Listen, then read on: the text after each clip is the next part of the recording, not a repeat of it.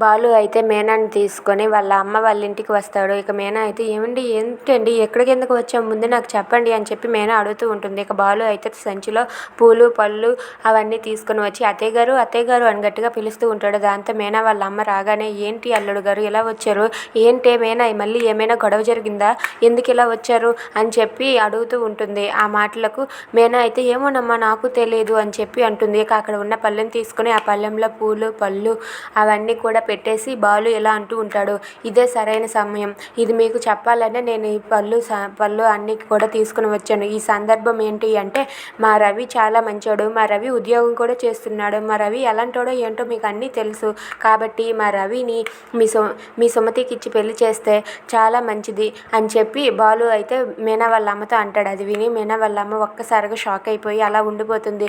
ఇక అక్కడే ఉన్న మీనా అయితే తన చేతిలో ఉన్న పళ్ళెంని వదిలేసి ఒక్కసారిగా షాక్ అయిపోతుంది. ఏంటండి ఏం మాట్లాడుతున్నారు మీరు అని చెప్పి అంటుంది. అవును, మన రవికి మీ సుమతి చాలా బాగా కుదురుతుంది, అందుకే వీళ్ళిద్దరికి పెళ్లి చేసిస్తే మీ అమ్మకి బరువు తగ్గుతుంది, నాకు బాధ్యత తీరిపోతుంది, ఏమంటారు అని చెప్పి బాలు అయితే మీనా వాళ్ళ అమ్మతో వాళ్ళ అత్తయ్య గారితో అంటూ ఉంటాడు. అది విని వాళ్ళ అమ్మ ఒక్కసారిగా షాక్ అయ్యి అలా ఉండిపోతుంది. ఇక మీనా అయితే, ఏంటి నేను ఎలా మాట్లాడతారని నేను అస్సలు అనుకోలేదు, ఎందుకు ఇలా అంటున్నారు అని చెప్పి మీనా కూడా ఒక్కసారిగా షాక్ అయిపోయి అలా ఉండిపోతుంది. ఇక బాలు అన్న మాటలను మీనా ఎలా జీర్ణించుకోగలదు. Thanks for watching friends, please subscribe our channel. Thank you.